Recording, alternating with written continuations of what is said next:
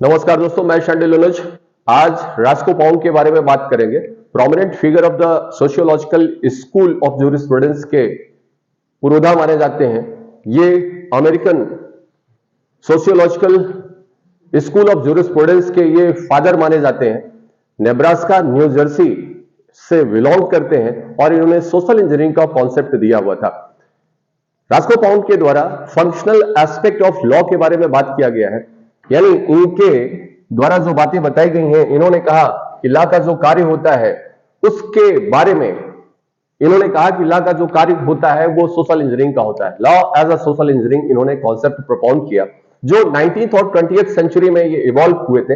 American legal philosopher थे, sociological school of jurisprudence है। Roscoe Pound ने बताया कि function of law to balance the conflicting interest. इन्होंने बताया कि लॉ का जो कार्य है वो बैलेंसिंग इंटरेस्ट को जो कंफ्लिक्ट करता है उसे बैलेंस करना होता है। ये father of American sociological school of jurisprudence माने जाते हैं और सोशल इंजीनियरिंग का कॉन्सेप्ट देते हैं। मैं आपसे बताया था कि ये जो सोशियोलॉजिकल स्कूल ऑफ ज्यूरिस्प्रूडेंस है ये रिएक्शन में आया था पॉजिटिविस्ट स्कूल के, और स्कूल का मतलब आइडियोलॉजी और थॉट्स होता है।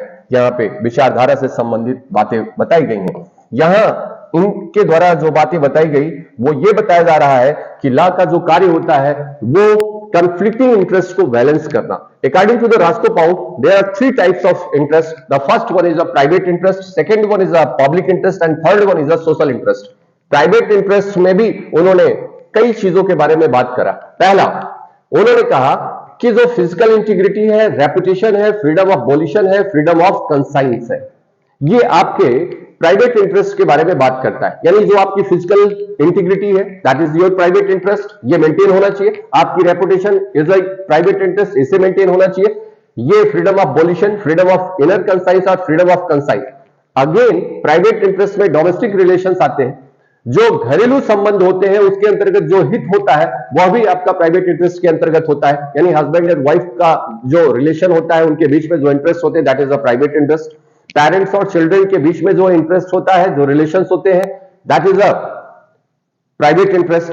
And interest of the subsistence, ये जो सबसिस्टेंस का इंटरेस्ट होता है is also include in a private interest, that is the interest of the property, interest of the succession, interest in the disposition of the property, interest in a testamentary relations। यानी property में, succession में, disposition में और testamentary में जो interest होता है वो आपका प्राइवेट इंटरेस्ट होता है according to the Roscoe Pound. Public interest में इन्होंने बताया कि इन इंटरेस्ट को प्रिजर्व करता है स्टेट, और स्टेट जो है वो दो तरीके से नहीं प्रिजर्व करता है, एज अ स्टेट और स्टेट एज अ गार्जियन। यानी राज्य जो है एक तो जो है वो राज्य की तरह करता है और दूसरा वह एज अ गार्जियन के तौर पर करता है। तो स्टेट एज अ गार्जियन जब पब्लिक इंटरेस्ट को रेगुलेट करता है, तो प्रिजर्व करता है, तो उसके लिए जो बात बताई है रास्को पाउंड ने, उन्होंने कहा कि पब्लिक एम्प्लॉयमेंट में जो लोगों का इंटरेस्ट है स्टेट एज अ गार्जियन इसे प्रोटेक्ट करता है। एडमिनिस्ट्रेशन ऑफ ट्रस्ट, ये एज अ गार्जियन उसे प्रोटेक्ट करता है। टेरिटोरियल वाटर्स, ये as a public interest as a guardian state उसे प्रोटेक्ट करता है, और जो आपके सी सोर्स है इन्हें प्रोटेक्ट करता है एज अ गार्जियन, और ये पब्लिक इंटरेस्ट है, लोक हित में है।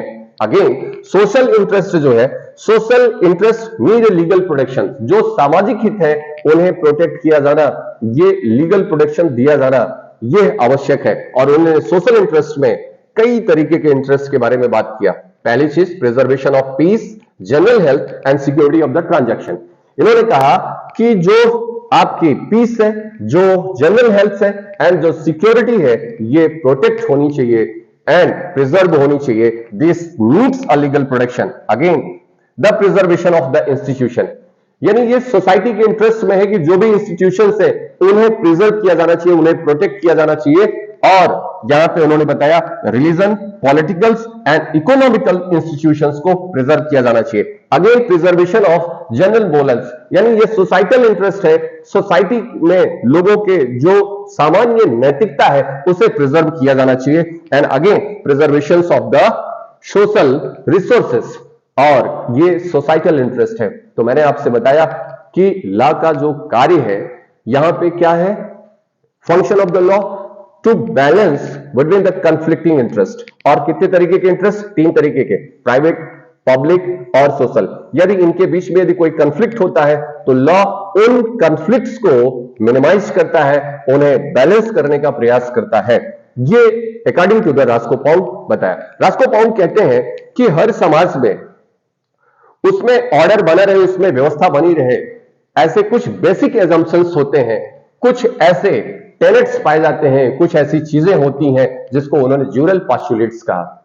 यानी हर समाज में अपने कुछ नियम्स होते हैं, कुछ एजम्पशंस होते हैं, कुछ बेसिस होते हैं जिसके आधार पर वह समाज जो है क्रम में होता है, व्यवस्था में होता है, जिसको रास्को पाउंड ने ड्यूरल पोस्टुलेट्स कहा। उनके समय में ड्यूरल पोस्टुलेट्स की संख्या जो है वो 5 थी, यद्यपि उन्होंने कहा था कि इनकी संख्या और समाज के विकास होने के साथ साथ बढ़ सकती है। पहला जो ड्यूरल पोस्टुलेट्स था वो ये था कि no other will commit intentional aggression, यानी कोई दूसरा व्यक्ति जो है, कोई दूसरा व्यक्ति हमारे शरीर पर इंटेंशनली कोई एग्रेशन ना करे, कोई असॉल्ट ना करे, कोई हिट ना करे, कोई मेरे रेपुटेशंस को जो है प्रभावित ना करे। यानी ये हर समाज में होता है। समाज का हर व्यक्ति चाहता है कि कोई दूसरा व्यक्ति जो है वह हमारे ऊपर इंटेंशनली आक्रमण ना करे, और ये हर समाज में है। दैट इज ड्यूरल पोस्टुलेट नंबर 1, और जिसे क्रिमिनल लॉ के थ्रू क्या किया जाता है? कंट्रोल किया जाता है। यदि आपके ऊपर कोई असॉल्ट कर रहा है, कोई बैटरी कर रहा है, कोई हिट करता है, तो ऐसी स्थिति में लॉ इसे प्रोटेक्ट करती है, रेगुलेट करती है। अगेन दूसरा जो ड्यूरल पोस्टुलेट्स था, दे मे प्रोटेक्ट व्हाट दे क्रिएट, यानी सोसाइटी में यदि किसी व्यक्ति के द्वारा, यदि अपने कार्य के द्वारा यदि कोई चीज क्रिएट किया जा रहा है, डिस्कवर किया जा रहा है या एक्वायर्ड किया जा रहा है, तो उसे उन्हें प्रोटेक्ट करने का राइट होना चाहिए। अब आप देखिए, इंटेलेक्चुअल प्रॉपर्टी राइट के अंतर्गत यदि आपके माइंड का यदि कोई क्रिएशन है तो इसे प्रोटेक्ट करने के लिए लॉ लाया गया है। और ये पहले से ही समाज में उपस्थित है कि समाज चाहता है कि जो मेरे द्वारा क्रिएट किया गया है, जो मेरे द्वारा एक्वायर्ड किया गया है, जो डिस्कवर्ड किया गया है, इसे क्या होना चाहिए? प्रोटेक्ट होना चाहिए। आप दवा का जो फार्मूला आज बनाते हो, आप जो आप अपनी किताब लिखते हो, जो आप अपनी थीसिस लिखा हुआ है, that is your creation and it should be protected, and this is the basic assumption of the society, and this is the postulate number 2।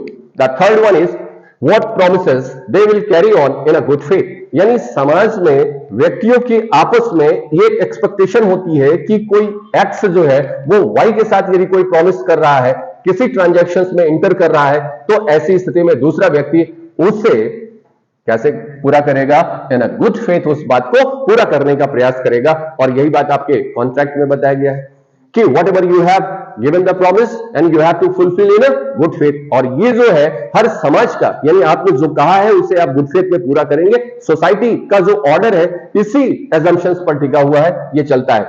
ये चौथा पोस्टुलेट कह रहा है कि other will act with the due care and caution, यानी Roscoe Pound कहते हैं कि समाज में हर व्यक्ति ये चाहता है कि दूसरा व्यक्ति जो है वो ड्यू केयर एंड कॉशन से कार्य करे।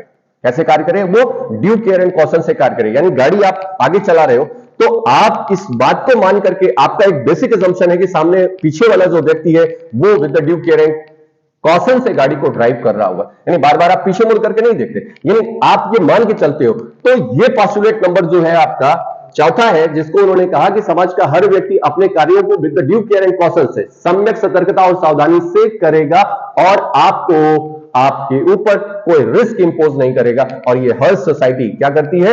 एज्यूम करती है कि दूसरा व्यक्ति कैसा कार्य कर रहा होगा, ये ड्यू केयर एंड कॉशन से काम करेगा। This was the ड्यूरल postulate number 4। And again the things which used और हार्मलेस। जरा देखिए कि आपके द्वारा यदि कोई ऐसी वस्तु का संरक्षण किया गया है, यदि कोई वस्तु रखी गई है और यदि वो एस्केप कर रही है और दूसरों को हार्म पहुंचा रही है, तो सोसाइटी का बेसिक असम्पशन है कि ऐसी कोई हार्मलेस चीज जब बाहर निकल करके हार्मफुल हो जाती है तो आपकी ड्यूटी है इस बात को आपको प्रोटेक्ट करेंगे, और यही है स्ट्रिक्ट लायबिलिटी। यानी 5 तरीके के जो ड्यूरल पोस्टुलेट्स और बेसिक असम्पशंस दिए गए थे जिसके आधार पर समाज की व्यवस्था चलती है। और यानी इस असम्पशंस में यदि कोई डिस्टर्बेंस किया जाएगा तो ऐसी स्थिति में समाज का जो ऑर्डर है वो क्या होगा? खराब होगा। यानी आपके ऊपर यदि कोई इंटेंशनली एग्रेशन कर रहा है विदाउट एनी रीजन, इसका मतलब सोसाइटी में एनार्की क्रिएट होगी। ये जो बातें बताई गई हैं, तो मैं आपसे ये कह रहा था, रास्को पाउंड महोदय जो है Nebraska, new Jersey, America, legal philosopher, American sociological school of jurisprudence के फादर माने जाते हैं। और इन्होंने फंक्शनल एस्पेक्ट ऑफ लॉ के बारे में बात करा और इन्होंने स्पष्ट किया कि लॉ का जो काम होता है बैलेंस करना होता है कंफ्लिक्टिंग इंटरेस्ट, और 3 तरीके के इंटरेस्ट के बारे में बताया, प्राइवेट इंटरेस्ट, पब्लिक इंटरेस्ट और सोशल इंटरेस्ट। और इन इंटरेस्टों के बीच में बैलेंस करने का काम जो है वो लॉ करता है। और 5 तरीके के जुरल पॉस्टुलेट्स, और जुरल पॉस्टुलेट का मतलब एक बेसिक एजम्पशन जो समाज के व्यक्तियों के द्वारा एक सामान्य उपधारणा होती है कि ये होना चाहिए, that is the basic assumption that. और इन बेसिक एजम्पशंस के आधार पर सोसाइटी का जो ऑर्डर है, जो समाज की व्यवस्था है, वो निश्चित होती है, बनी रहती है। इन्होंने कहा लॉ का अभिप्राय, इन्होंने क्या कहा, लॉ का मतलब यहां पे क्या है, लॉ का मतलब law contain the rules, principles, concepts and conceptions, decisions and doctrines, standards of conduct and professionals rules। यानी लॉ के अंतर्गत ये सारी चीजें क्या होती हैं, सामूहिक होती हैं। यानी डॉक्ट्रिन्स है, प्रिसेप्ट्स है, कंसेप्शंस है, आपके प्रिंसिपल्स है, स्टैंडर्ड्स ऑफ कंडक्ट्स है, प्रोफेशनल आर्ट्स ऑफ रूल्स है, ये सारी चीजें क्या है, आपकी लॉ है। और लॉ का काम क्या है, कन्फ्लिक्टिंग इंटरेस्ट को बैलेंस करना होता है। और इन्होंने सोशल इंजीनियरिंग का कॉन्सेप्ट दिया।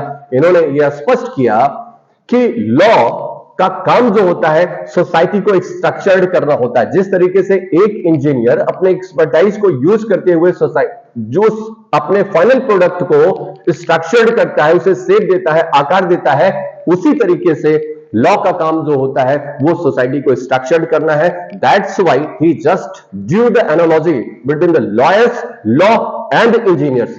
और इन्होंने सोशल इंजीनियरिंग का कॉन्सेप्ट पैदा किया।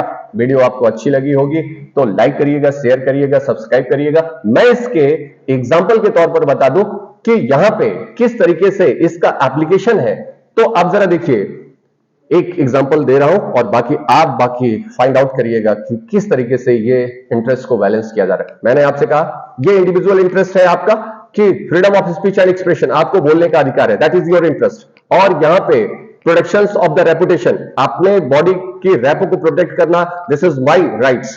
तो यदि आपने कुछ बोला तो मेरा राइट अफेक्ट हुआ। इन राइट्स के बीच में यदि कोई कंफ्लिक्ट होता है तो उसके लिए लॉ है डिफेमेशन का 499 आईपीसी इस बात को कंफ्लिक्ट करती है और आपकी सीमा तय करती है कि आप इन सीमा तक ही बोल सकते हो। तो मैं आपसे कह रहा हूं कि जो भी लॉज आपके बने हैं, इसी तरीके से एनवायरमेंट लॉ यानी नेशनल डेवलपमेंट के आधार पर आप जो है नेशनल डेवलपमेंट करते हो, इसमें सोसाइटी का इंटरेस्ट है, लेकिन इंडिविजुअल इंटरेस्ट यदि अफेक्ट हो रहा है तो उसके लिए एनवायरमेंटल लॉ लाया गया है, societal interest and individual interest को प्रोटेक्ट करने के लिए। Thank you.